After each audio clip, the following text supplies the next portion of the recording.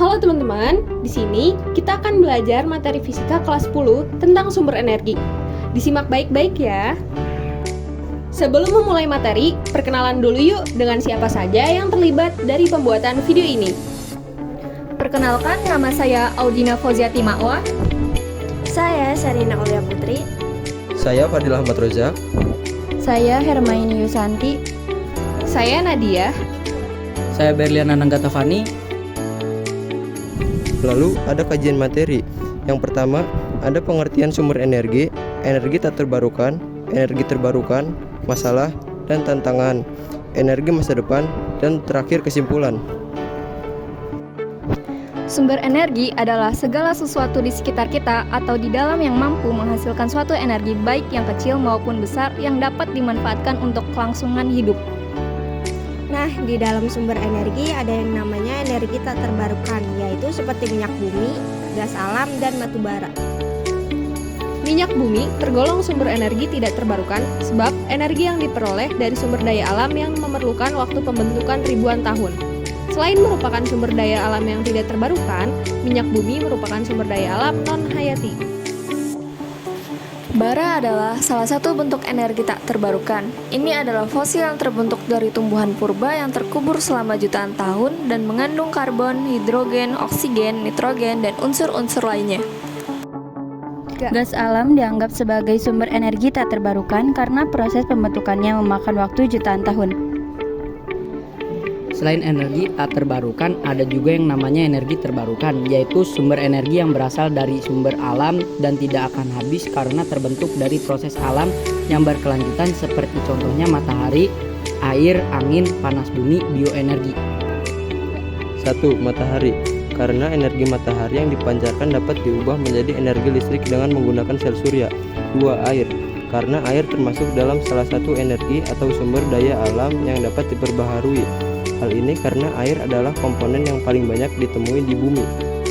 3. Angin. Sebab angin adalah salah satu bentuk energi yang tersedia secara melimpah di alam ini.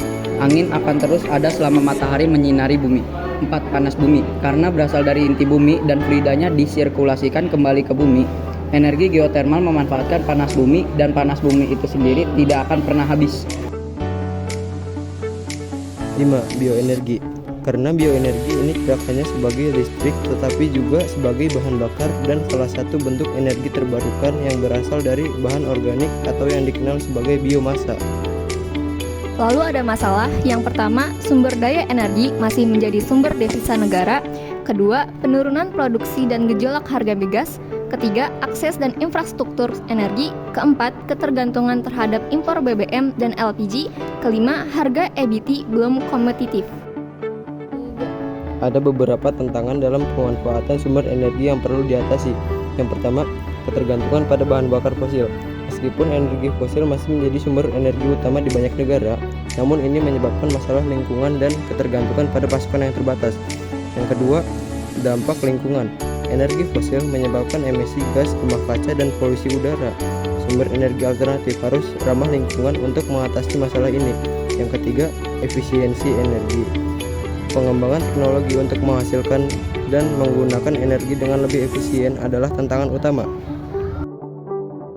4. Teknologi dan inovasi. Pengembangan teknologi baru dalam bidang energi terbarukan masih diperlukan untuk meningkatkan efisiensi dan mengurangi biaya produksi.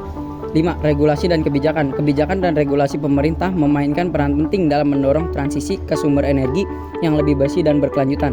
6. Kesadaran masyarakat. Pendidikan dan kesadaran masyarakat mengenai manfaat dan kebutuhan untuk menggunakan sumber energi terbarukan juga merupakan faktor penting. Mengatasi tantangan ini membutuhkan kerjasama global, investasi dalam penelitian dan pengembangan, serta komitmen dari pemerintah, industri, dan masyarakat umum.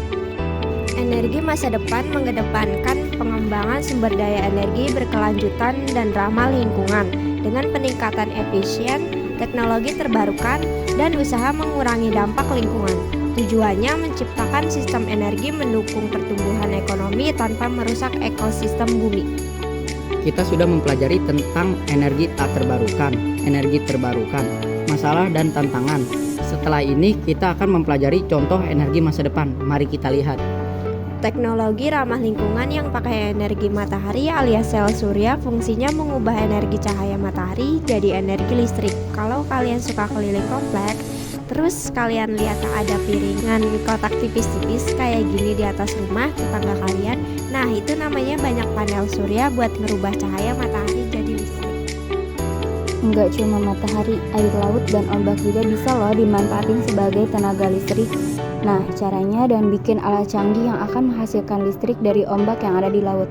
Alat ombak ini bakalan ngegerakin pelampung yang ujung-ujungnya bakal ngegerakin agar menghasilkan listrik. Tapi sayangnya buat ngebangun teknologi ini memerlukan biaya yang sangat besar karena masih di tahap uji coba dan enggak semua daerah cocok pakai teknologi. Nah, tapi jangan sedih dulu, karena masih ada alternatif lain yang lebih murah, yaitu pembangkit listrik tenaga angin. Angin bakal ditangkap oleh turbin, lalu diubah menjadi energi listrik. Kerennya, energi ini nggak akan pernah habis dan bebas polusi. Lalu ada biodiesel yang berasal dari lemak nabati di Indonesia. Biodiesel sudah dikembangkan dan diproduksi sebagai bahan bakar kendaraan yang dinamai biosolar. Video ini membandingkan sumber energi terbarukan dan non-terbarukan, membahas keberlanjutan, dampak lingkungan, dan tantangan yang dihadapi. Meskipun masih ketergantungan pada energi fosil dan permasalahan efisiensi, transisi ke energi terbarukan dianggap penting dengan tantangan biaya, teknologi, regulasi, dan kesadaran masyarakat memerlukan kerjasama global.